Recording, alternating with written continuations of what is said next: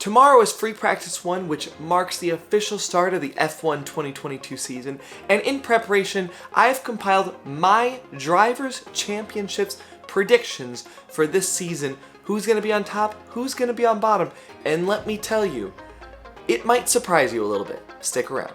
Hello everybody, welcome back to the channel. Hope you're doing so well today. We're going to switch it up today, do a little something different. You may have gotten used to more of the Twitch stream style setup. Today it's just me and the camera, just me and you. Wanted to chat with you guys, wanted to tell you my 2022 predictions because I've had a lot of requests from people. They want me to do more analysis, more F1 prediction type videos, so here we are. That is what we are doing today, and let me tell you, there's gonna be some controversy in today, so feel free to leave a comment below with what your expected predictions are for the Drivers' Championship, and let's see if you agree or maybe you disagree after this episode. So I'm just gonna get right into it. We're gonna go bottom to the top. Starting in 20th, Nicholas Latifi. I think Latifi, all around solid driver. I am a little concerned for the Williams for this season, for the reliability, for the speed that it might have. Again, with this season, there's a lot that could surprise us, there's a lot that could shock us, but overall, I think the Williams might be a little disappointing, and that is why I have Latifi at 20th. Right above him, Mick Schumacher. I do think the Haas has potential, but I'm a little concerned about Mick and what he can, withdraw from that Haas. He's still early in his F1 career, and I just don't know if he has that skill to switch over to a new car, completely different driving style, and do it quickly. I feel like he could be more like a Daniel Ricciardo type, where it might take him a little bit longer to get adjusted to the car. So that is why I have my boy Mick at 19th. Now in 18th, and this is gonna get a little controversial, so I'm actually gonna tell you 18th and 17th, because there's going to be some screaming after this. 18th, I have Alonso, and 17th, I have Esteban Ocon. And some of you I know are just screaming at your phones or at your computers right now like, Josh, are you stupid? Are you actually insane? How in the world do you think Alpine's going to be that low? And honestly, I know that Alpine is on like a 5-year trajectory to be a really good team. And from some of the things I've seen, I don't know if they've quite figured out this year's regulations. Again, we won't know till the season starts, but I'm just a little concerned that their reliability issues and their engine are not going to be quite up to par this year, and that's why I have them down pretty close to the bottom. Now in 16th, I have Guan Yu Zhou.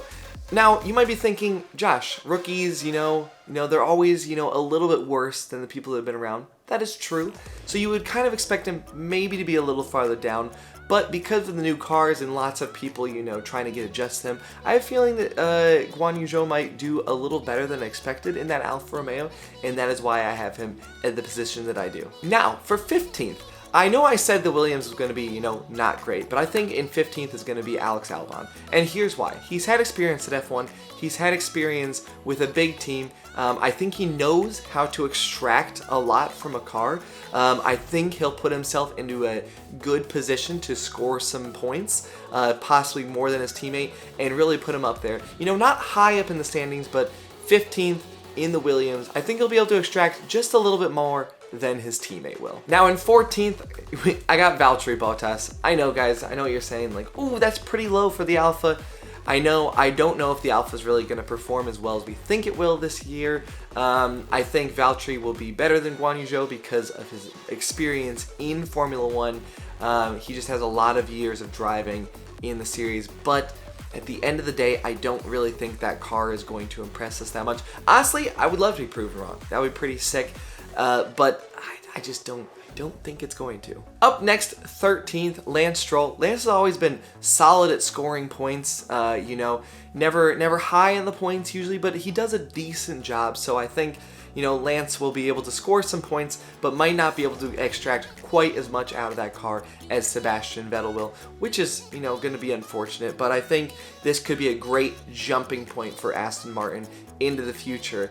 And talking about jumping points and jumping back into the sport, in 12th, I have Kevin Magnussen. And now you might be like, Josh, you have Mick down in 19th. Why is K-Mag so much farther up? And let me tell you, again, it comes back to being in the car, being in Formula One for longer, being in IndyCar, so having that experience of driving different cars. Kevin has had to get adjusted to, switching up driving styles, switching up the type of car that he's in.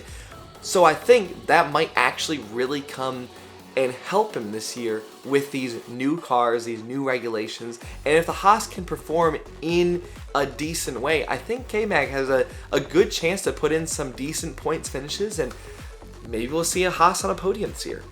I'm just saying, you never know. Now, in 11th, before we get into the top 10, Yuki Tsunoda is going to have to be my 11th. Love the man, love Yuki. We saw his struggles with trying to get adjusted to that car last year, and I think he has gotten a lot more comfortable in the car than he did last year. But again, I have a feeling that car is going to feel very different than it did this year, and AlphaTauri has been struggling with porpoising a lot, so hopefully they can get that figured out. But I just have this feeling that Yuki will perform not as well as Pierre, but he will just miss out on the top 10 of the Drivers' Championship. Now, before I tell you who my number 10 is for the Drivers' Championship, I want to say I don't know if there's going to be, giant margins between a lot of these drivers. Just because Latifi's down in 20th and Albon is in 15th, it could only be 20 points separating some of these drivers. I think because of these cars, because of the regulations, because of drivers adjusting, there's going to be some pretty close points finishes here. But that being said, I think Sebastian Vettel is going to lock in that numbers 10 in the Drivers' Championship. Again, goes back to his comfortableness in car, driven with a lot of different teams, pretty solid at getting adjusted to a new car, and he has that experience to just race well and just really show us what that car can do. And I think if the Aston Martin can perform, Vettel could be even higher than 10th, but I think there might be some issues with the Aston that we don't quite know yet. So that is why I have Vettel in 10th. Jumping up to 9th, Pierre Gasly. Again, really, Pierre has just been solid over the last few years with AlphaTauri, really been extracting as much as he can out of that car. I think we're going to see a lot of good things from this year, but I think, 9th is where he's going to land. And now we get into where things are going to get really controversial. In 8th, I have Lewis Hamilton. And some of you have thrown your phone across the room at this point, but let me tell you why. I really do think Mercedes is going to struggle this year.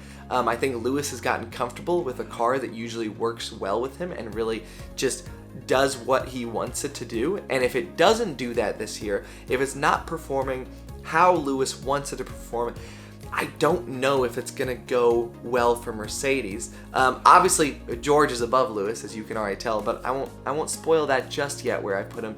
But I think Lewis might have a bit of a challenge adjusting to this car, and he'll be able to get some points, he'll get some podiums, but I just don't know if he's going to be in the fight this year. In 7th, we got my boy, Daniel Ricciardo. Daniel, he's solid, he's great, but there's some high quality competition this year. We've seen how long it can take him to get adjusted to a new car. He missed out on all of Bahrain testing because of being sick and getting COVID. So that combined with, he is a little bit slower to get adjusted to a new car.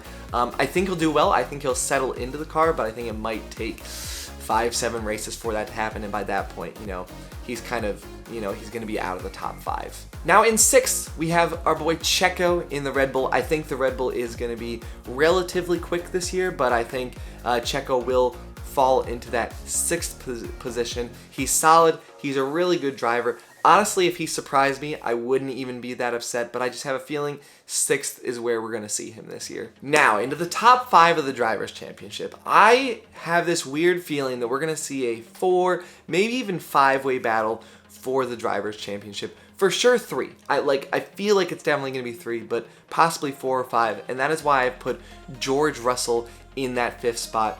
I think even if the Mercedes is not quite the car they want it to be, it's still going to be quick. Russell has shown that he can extract a lot from a car that is not amazing, and I think Russell just has more motivation to get that win and to do more. We've seen what he did in past races. We saw when he subbed into the Mercedes for one race and just the moves and the aggression that he had. He knows when to make moves. He knows when to be aggressive.